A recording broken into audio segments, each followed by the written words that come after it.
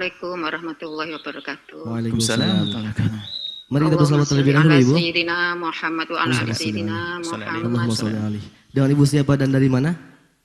Saya Ibu Ida dari Jakarta. Baik, silakan untuk bisa bertanya kepada Buya.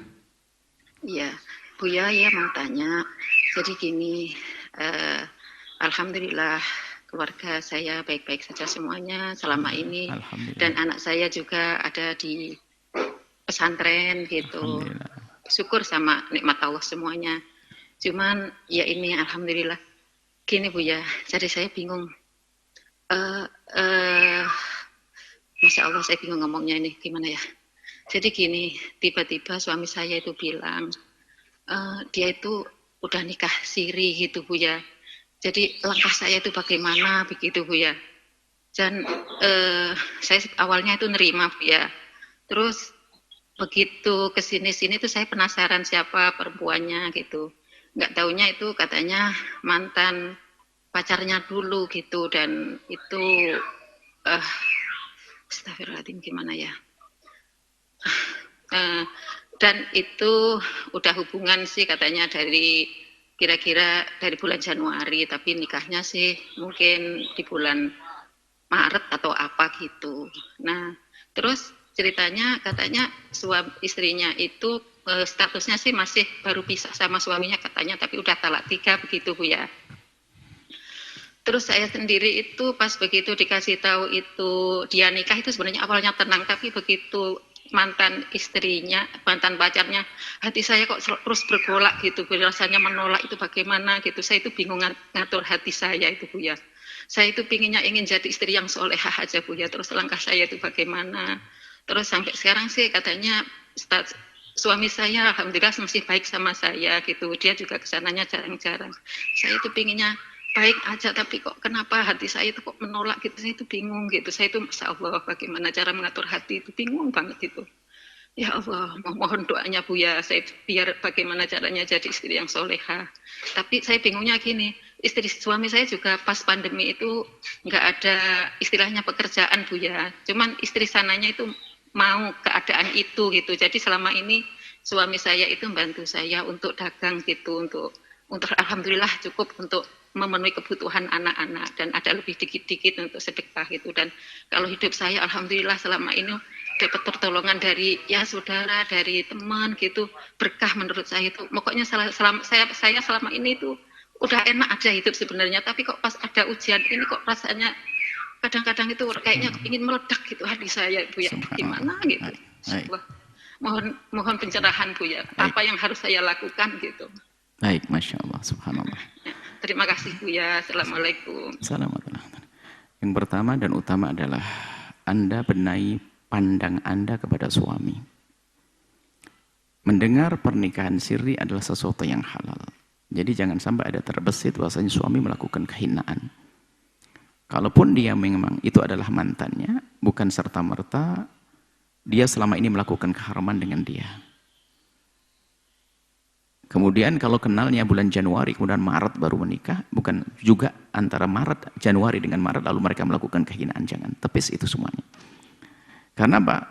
Orang sebaik itu tidak gampang melakukan kehinaan. Orang sebaik suami Anda yang Anda yakini, Anda lihat baik, susah melakukan kehinaan. Baik, kemudian dia akhirnya menikah siri. Anda sedih satu sisi.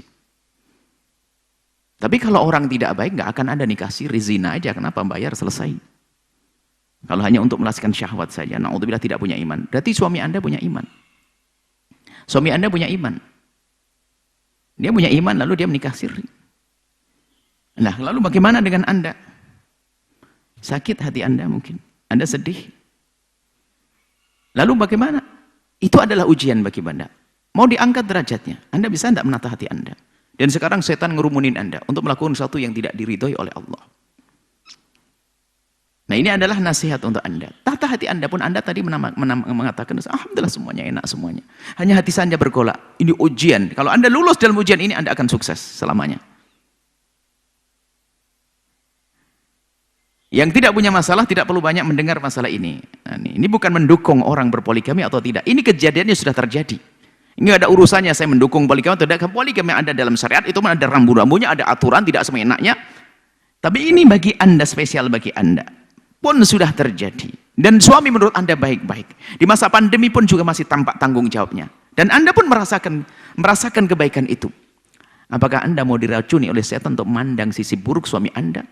Yang menghantarkan kepada perpisahan mungkin, kebencian mungkin, hancuran anak mungkin? Anda cerdas. Setan mengintai Anda. Anda tata hati Anda. Apalagi Anda ini orang jujur, Anda ini baik benar. Anda masih mengatakan bahasanya, dan istri yang sana pun juga di masa pandemi pun juga menerima apa adanya. Oh. Bukankah itu nilai kebaikan sesungguhnya yang harus Anda fahami? Dia bukan perempuan yang ingin merebut suami Anda, menghabiskan, tidak. Anda ini insaf, Anda ini orang baik sebetulnya. Dan Anda berani bertanya begini nih, memang Anda ini akan diberi kebahagiaan yang luar biasa setelah hari ini. Madu Anda, jangan dikatakan racun.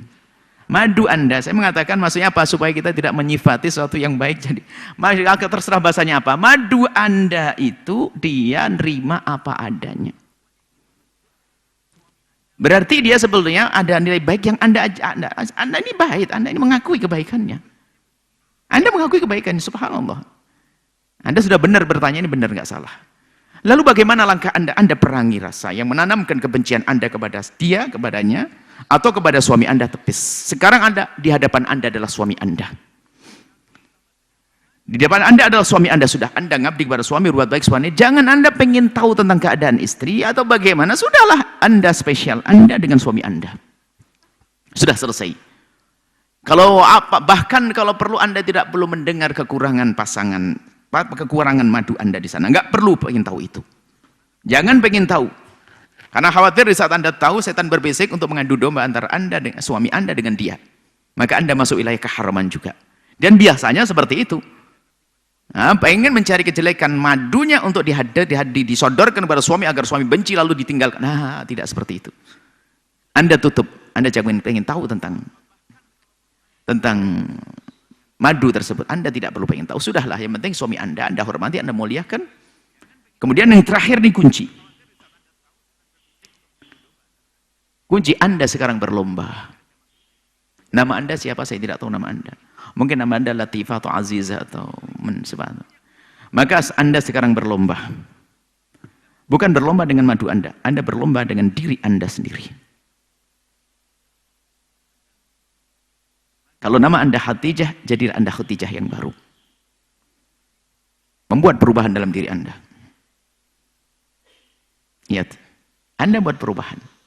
Bersaing dengan diri Anda sendiri, jangan bersaing dengan dia.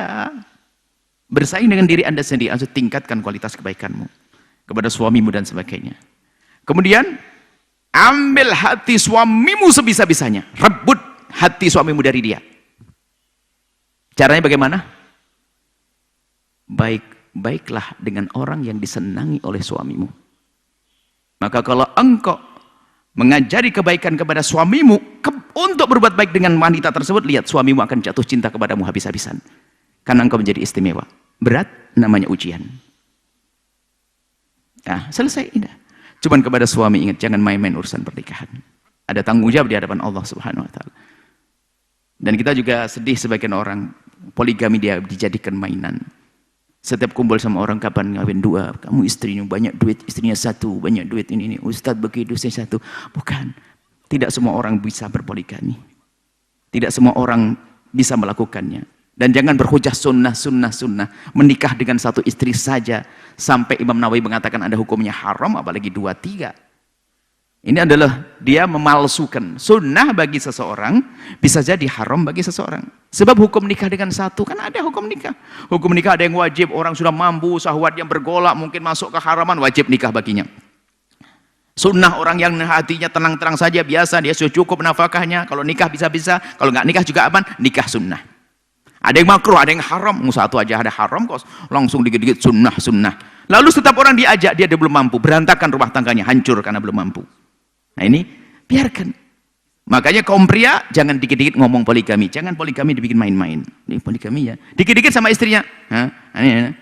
Dia risih jadinya. Sama sang istri pun juga jangan dikirim mata, bang awas ya, jangan poligami. Ngapain dong nggak pernah masuk di pikirannya malah, mas jangan poligami ya, nggak apa-apa, nggak ada angin, nggak ada apa-apa ngomong begitu. Biasa saja, berjalan dengan baik. Supaya apa? Syariat Nabi tidak direndahkan.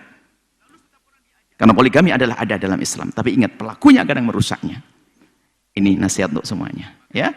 Bagi yang sudah menemukan suami yang melakukan seperti itu, tata hati seperti yang kami sampaikan. Hidup di dunia adalah ujian semuanya.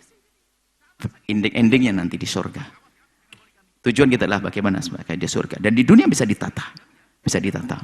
Semoga Allah menjaga semuanya. Wallahu a'lam bishawab.